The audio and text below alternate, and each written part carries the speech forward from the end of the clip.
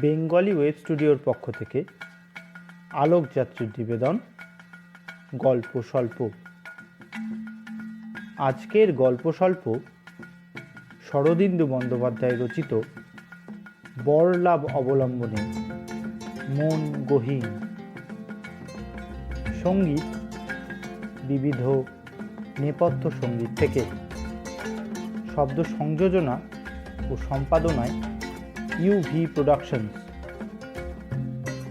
Video mixing Sayandeep Biswas, প্রচ্ছদ অঙ্কনে অম্বিক চক্রবর্তী, চিত্রনাট্য এবং পরিচালনায় আলোকযাত্রী। শ্রোতাদের হেডফোন অথবা ইয়ারফোন ব্যবহার করতে অনুরোধ করা হচ্ছে। শুরু হচ্ছে মন গহীন।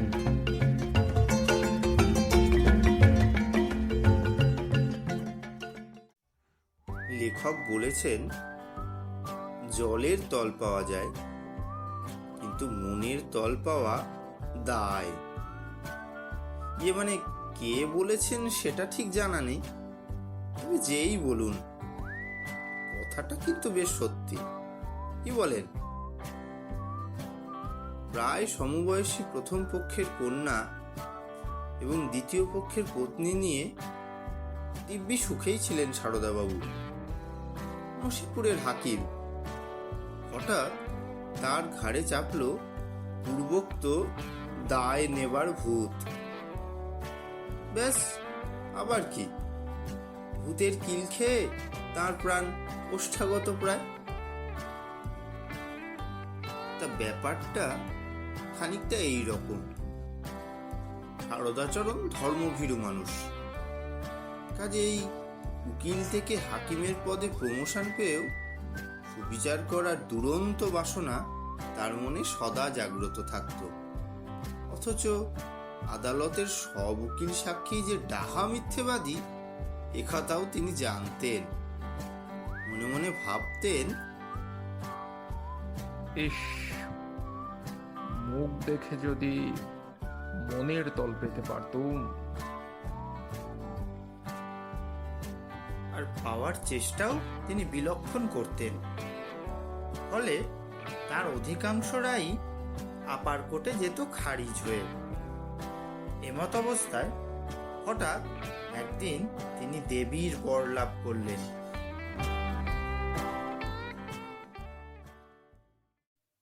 দেবী কুহকিনীর মতো হেসে বললেন, বৎস, 24 ঘন্টার জন্য তোমার মনোবাঞ্ছা আমি পূরণ করলুম।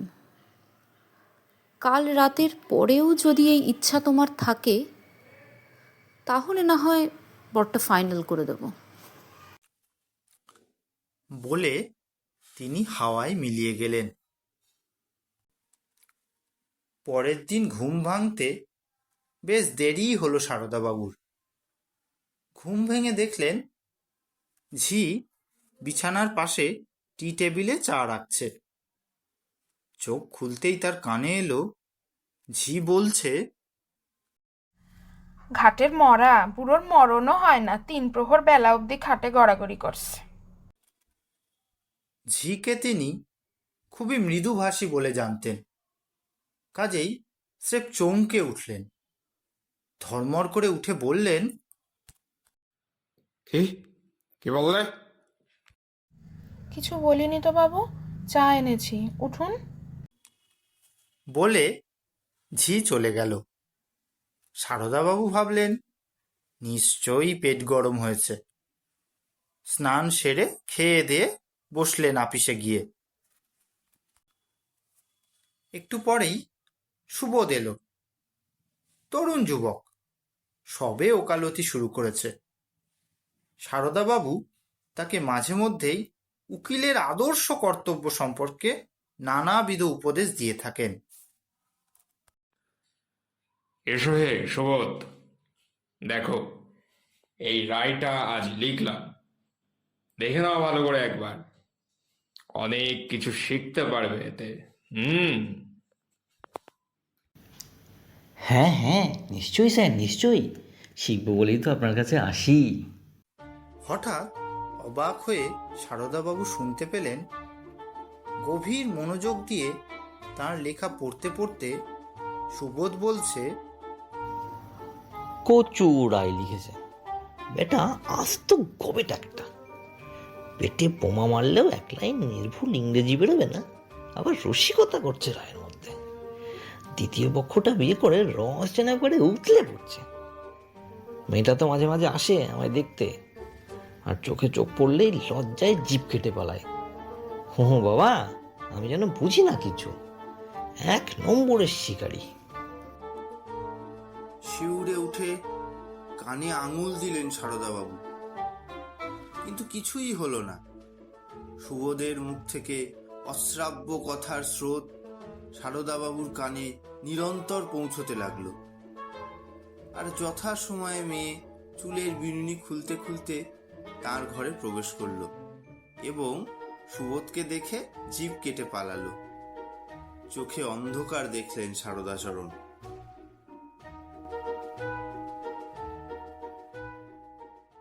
সেই দিন এজলাসে বসে সারদাবাবু উৎসুকভাবে চারিদিকে তাকালেন।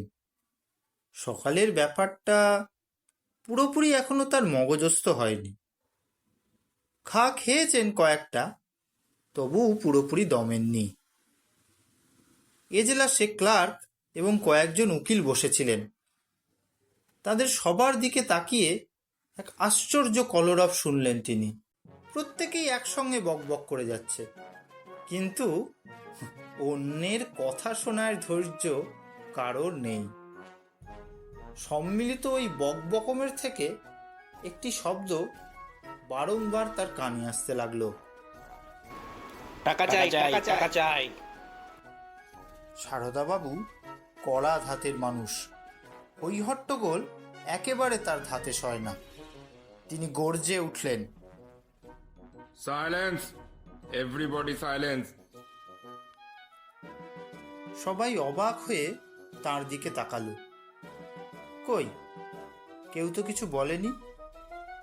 নিজের ভুল বুঝতে পেরে তিনি মাথা নত করলেন, আর সেই অবস্থাতেই ক্লার্ককে বললেন, দেখি কেস প্রেজেন্ট করো।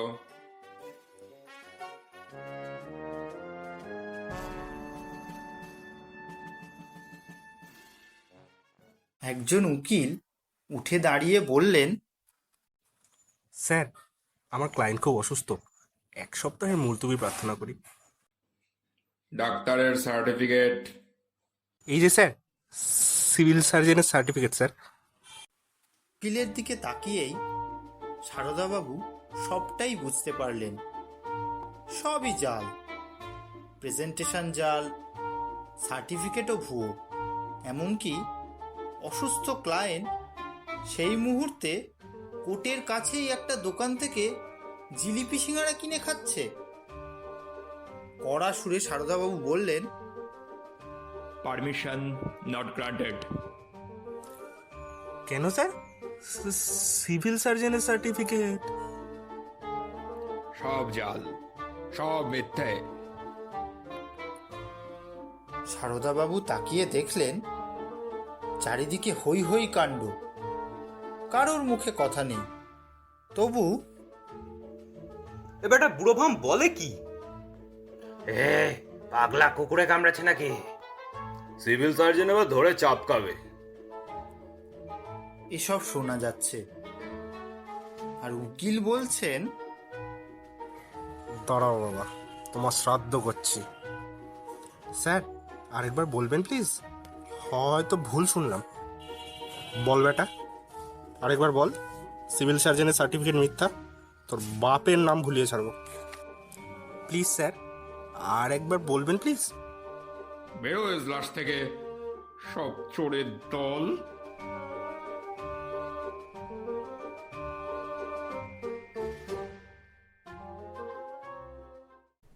সন্ধ্যাবেলা অত্যন্ত বিমর্ষভাবে শারদাচরণ ঘরের বারান্দায় ইজি চেয়ারে বসে আছেন। কোর্টের ঘটনাটা চারিদিকে রাষ্ট্র হয়ে গেছে। নসিপুরের সর্বত্র উকিল মহলে, হাকিম মহলে বিরাট হইচই। হয়তো হাইকোর্টেও খবর গেছে। স্ত্রী এলেন। হ্যাঁ গো, শরীরটা ভালো নেই, মুখখানা শুকনো লাগছে। শুনতে পেলেন নিশ্চয়ই সিনিয়র জজের কাছে হুড়কো খেয়েছে। বেশ হয়েছে, বাইরে গুঁতো না খেলে তো ঘরের দিকে তাকাবে না। এদিকে আমি পুরনো শাড়ি পরে ঘুরে বেড়াচ্ছি। তা বাপু, তুমি না হয় বুড়ো, তাই বলে আমার কি স্বাদ আহ্লাদ থাকতে নেই? 28 বছর বয়সে কিনা মালা জপব? মেরে রইলেন সারদাচরণ। কোনো কথাই বললেন না। মেয়ে এলো। মেয়েকে তিনি বড্ড ভালোবাসতেন, তবুও চোখ তুলে তাকালেন না।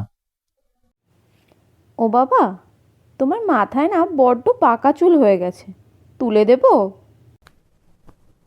বাইরে পায়ের আওয়াজ শোনা গেল। সুবোধ এসেছে।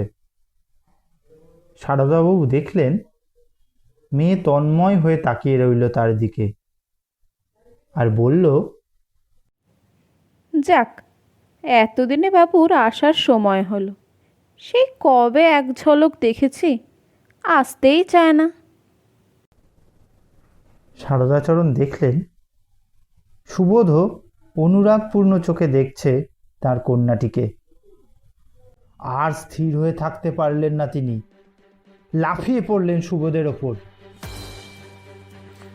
বেটা পাজি, ছুচো, পাঠা, এই করতে এসেছিস আমার কাছে? বলে এলো পাথারি কিল ঘুষি মারতে লাগলেন। বেগতিক দেখে সুবোধ কোনো ক্রমে পালিয়ে বাঁচল। সেই রাত্রেই পুনর্বার দেবীর আবির্ভাব হলো। কিরে, কেমন বুঝছিস? দেব বরটা ফাইনাল করে? মা গো, ফিরিয়ে নাও মা তোমার বর, আমি পাগল হয়ে গেলাম। বলে গুঁ গুঁ করে বিছানাতেই অজ্ঞান হয়ে গেলেন সারদাচরণ।